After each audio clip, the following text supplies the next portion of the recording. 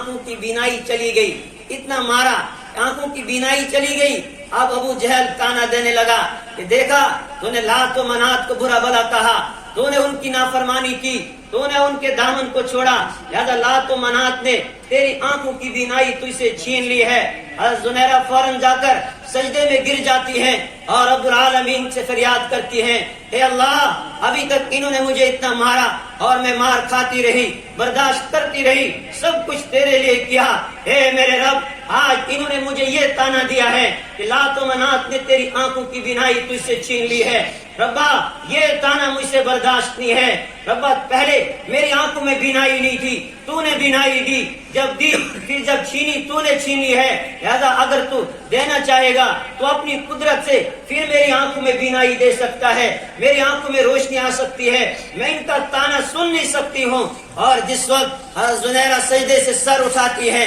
اور ان کی آنکھوں کی بینائی لوٹ چکی ہے، اللہ نے پھر ان کی آنکھوں میں بینائی دے دی۔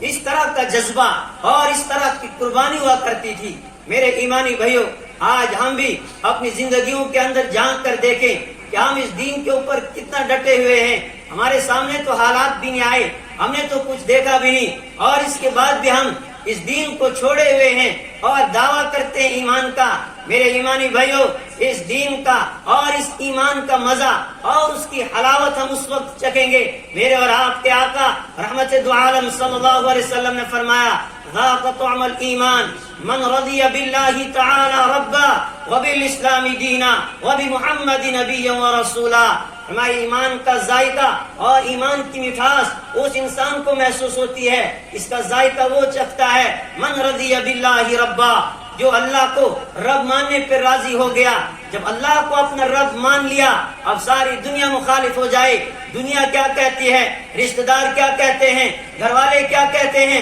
اب اس سے کوئی پرواہ نہیں ہوتی ہے۔ اب اس کے سامنے اللہ کا دین ہوتا ہے، اللہ کا حکم ہوتا ہے، اب یہ اس حکم پر عمل کر کے دکھاتا ہے۔ یہ کہتا ہے دنیا ناراض ہو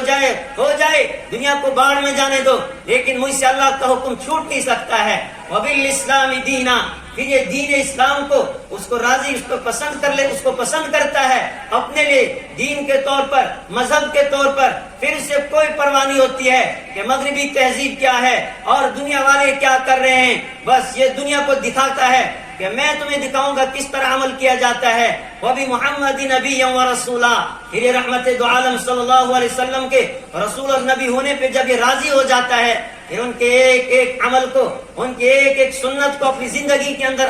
اپناتا ہے۔ پھر اس سے کسی کا ڈر نہیں ہوتا ہے، دنیا والے باتیں کریں گے، پھر ان کو اللہ رب العالمین وہ ہمت اور وہ جذبہ اور وہ استقامت عطا کرتا ہے۔ وَلَا يَخَافُونَ لَوْمَةَ لَائِمٍ، پھر دنیا والے ملامت کرتے رہیں، دنیا والے تانے دیتے رہیں، یہ کیسے لوگ ہیں، لیکن اس سے دنیا والوں کی ملامت سے کوئی فرق نہیں پڑتا ہے۔ یہ کہتا ہے کہ میں دکھاؤں گا ان حالات کے اندر بھی عمل کر کے کہ کس طرح دین کے اوپر عمل کیا جاتا ہے۔ میرے ایمانی بھائیوں، اپنی نسلوں کی فکر کریں، اپنی اولاد کی فکر کریں کہ کس طرح وہ دین سے جو ہے مرتد ہوتے جا رہے ہیں اور کس طرح ان کی سوچ اور ان کی ذہنیت اور ان کی فکر مرتد ہو چکی ہے۔ میرے ایمانی بھائیوں، جب کل قیامت کا دن ہوگا، رب کی عدالت لگے گی اور پھر یہی اولاد رب العالمین کی بارگاہ میں اور اس کی عدالت میں مقدمہ دائر کرے گی، اور پھر یہ اس وقت کہیں گے ربنا انا اطعنا سادتنا وکبراءنا فاضلونا السبیلا۔ اے ہمارے رب، ہم نے اپنے بڑوں کی اطاعت کی تھی، ہم نے اپنے بڑوں کا کہنا مانا۔ میرے ماں اس وقت کہے گا، اولاد کہے گی اور بیٹی بھی کہے گی، بیٹا بھی کہے گا، ربا ماں باپ نے کہا تم نے بڑا ڈاکٹر بننا، ہم بن گئے، انہوں نے کہا بڑی سی بڑی ڈگری حاصل کرنی ہے، ہم نے وہ ڈگری حاصل کر لی، ہم نے ان کی ایک ایک بات کو مان لیا۔ فَأَضَلُّونَ السَّبِيلَ، انہوں نے ہمیں راستے سے گمراہ کر دیا۔ اگر ان ہمارے بڑوں نے، ہمارے ماں باپ نے ہم سے کہا ہوتا کہ دین بھی سیکھ لو، قرآن بھی سیکھ لو، قرآن کی تفسیر سیکھو، احادیث سیکھو، ہم نے وہ بھی سیکھا ہوتا، مگر انہوں نے کبھی ہمیں یہ نہیں کہا کہ تم دین بھی سیکھو، بلکہ ہمیں یہ کہتے رہے دنیا کماتے رہو، ڈاکٹر بنو، انجینئر بنو، لیکن کبھی یہ نہیں کہا کہ تم دیندار بھی بنو۔ ربنا آتihim ضعفین من العذاب والعنہم لعنا کبیرا، کہ اللہ آج انہیں دگنا عذاب دے دے اور ان پر تو بہت بڑی لعنت برسا، اس لیے کہ انہوں نے ہمیں گمراہ کر دیا تھا۔ میرے ایمانی بھائیوں، کل قیامت کے دن جب رب کی عدالت لگے گی، اور وہاں پر پھر ہم نے زندگی کا حساب دینا ہے۔ میرے نوجوان ساتھیوں،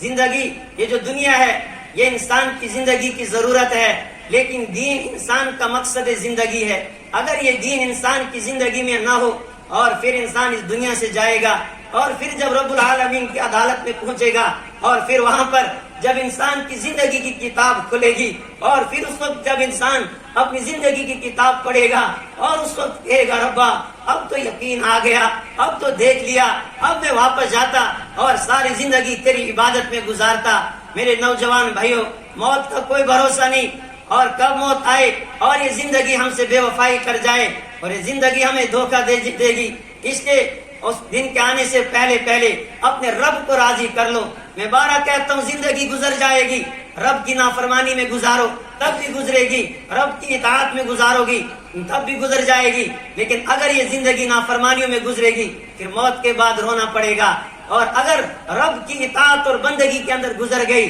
پھر دنیا بھی سکون والی گزرے گی اور آخرت بھی پرسکون ہوگی، پھر وہاں رونا نہیں پڑے گا۔ ورنہ اگر دنیا کی عیاشیوں میں، عیش و عشرت میں زندگی گزاری اور پھر آخرت میں خون کے آنسو رونا پڑے گا، لیکن پھر کوئی فائدہ نہیں ہوگا۔ اللہ رب العالمین مجھے بھی اور آپ کو بھی اپنے دین کی صحیح سمجھ عطا فرمائے اور اس دین پر استقامت عطا فرمائے۔